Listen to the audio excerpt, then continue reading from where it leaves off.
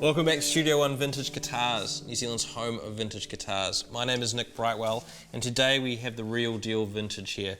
This is a 1946 D-18 with an incredible history to it. Very excited to have an instrument like this here. We're going to get into the very cool story. I'm going to just say that we've had a few guitars in here with great stories, but this one right now takes the cake. It's a very beautiful Sitka-topped D-18.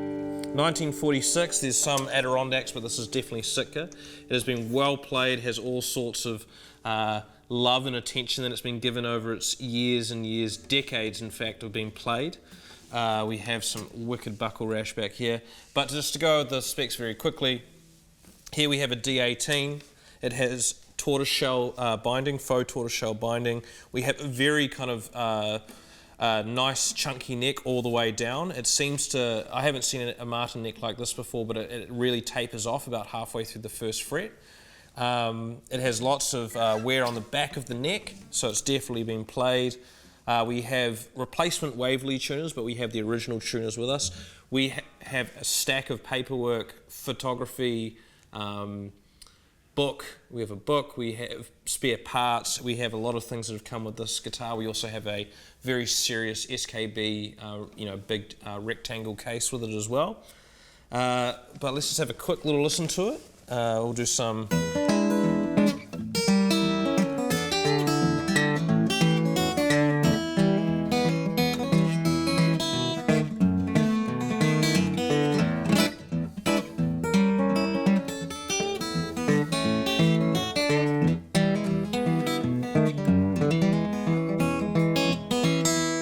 So this guitar is wide open, it is well played in, so it's very responsive. You do not have to play this thing with a pick to get a great sound out of it.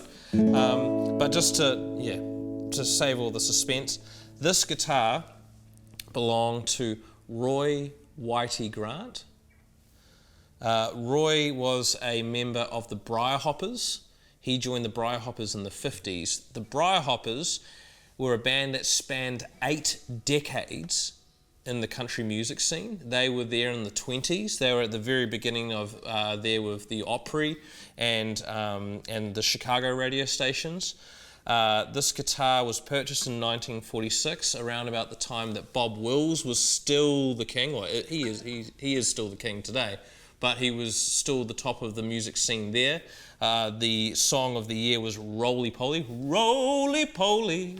You got to check it out. Bob Wills and the Texas Playboys, Roly Poly. Eating corn and taters, hungry every minute of the day.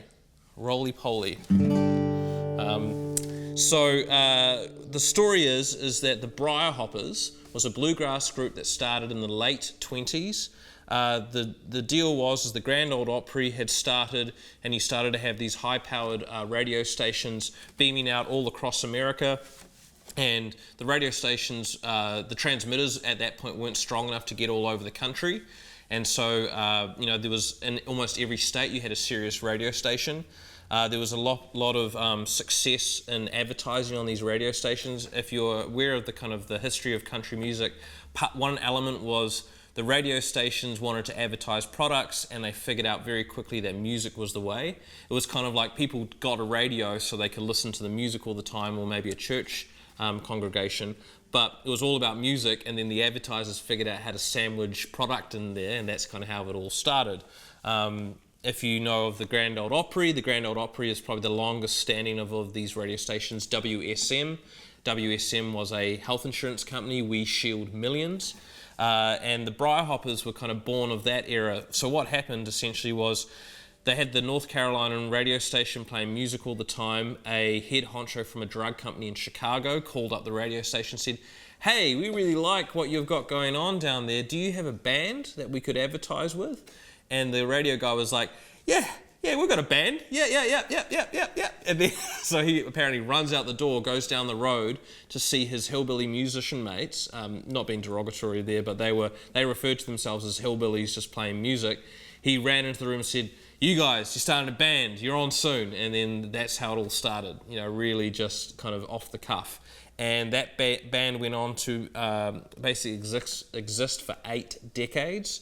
They were like a variety show, so you had comedy and music and advertising all the time. And in the late 40s, they kind of reassembled as this new kind of bluegrass group. So this guitar belonged to a member of the Country Music Hall of Fame. This is a serious instrument that has belonged to an artist that has made a significant contribution. Whitey, as he was known, played this guitar since '46. We have photos, I think we'll put a photo in now. We have photos of him playing this guitar brand new with his kids sitting around. The story of this guitar is the New Zealand owner of this, a guy, I won't mention his name, but he used to be a store manager at McCabe's on the west coast of America. He purchased this from Gruhn Guitars. All the work has been done by Gruhn Guitars, the replacement bridge, whatnot. He purchased this from them back in like 2012, 2013. And it was been in his care, and he's brought it down here to New Zealand for a while, and now he's left it with us to tell the story and pass it on to someone new. So when I say we have this much paperwork, we have set lists, we have photocopies of ticket stubs, we have a book that's been written about the Briarhoppers, we have photography, we have parts, we have stuff from Whitey's funeral service, like we have the whole shebang. I'm in the midst of digitizing all of that. So yes, this guitar has a great history. So if you're looking for a serious vintage instrument that has a history, a pedigree, and a proven pedigree, this is the instrument for you. So we're very happy to have, I should say, we sold the 1937 D-18, the big dog, and I gotta say we were all a little sad. It was like, it didn't sell for a long time because it was very good and very expensive, and then we get the call, hey, it's sold, and we immediately grabbed out of its case, started playing and taking photos and stuff, because that guitar, the 37 D-18, had been with us a long time and was a great ambassador to New Zealand as far as the vintage Martin world. So we have this to replace it. This is our new Pride and Joy, and we're going to do a big video talking about the history in more detail. I don't want to offend anyone that really knows the Briarhoppers still and not represent them properly. But yes, an absolute wonderful guitar. I'm going to do some more finger picking on it.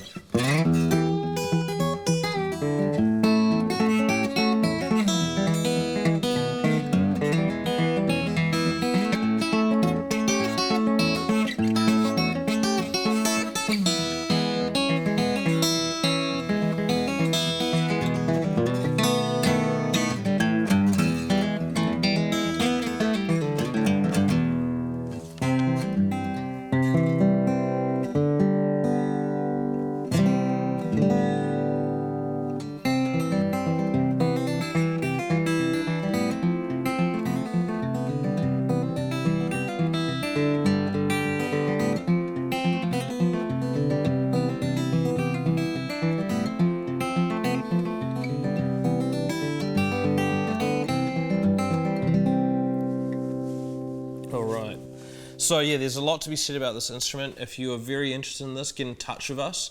We don't know how long it's going to be here. Hopefully it's here long enough to get the production done on it. It's a beautiful sounding instrument. I mean, this is what it's all about. This is played in, and it hasn't been played into submission. Like, it still has a lot of life in it. Very resonant. We haven't really got much repair work aside from the ebony bridge, and that's very much a recreation. It's only slightly different to a normal belly bridge. It's just the belly here is just a little bit lower than usual. But yeah, wonderful guitar. So we'll leave it there, and we'll more to come on this beautiful instrument. Please come down and check it out while it's here. Once again, Whitey, I think we're, the name is Whitey. So yeah, my name is Nick Brightwell. This is Studio One Vintage Guitars. If you've liked this content, please like, subscribe, and share. Very appreciative of all of you that have joined us recently. We hit 1,000 subscribers, and now we've almost hit 2,000 subscribers. It's been a great journey. Very, very grateful for you, and thank you for all you guys that always reach out and leave us a comment. I wish you guys could be here. Come and visit us. If you can one day, please do. So, we'll see you. Leave it there. My name is Nick Brightwell. Have a good time, guys. Cheers.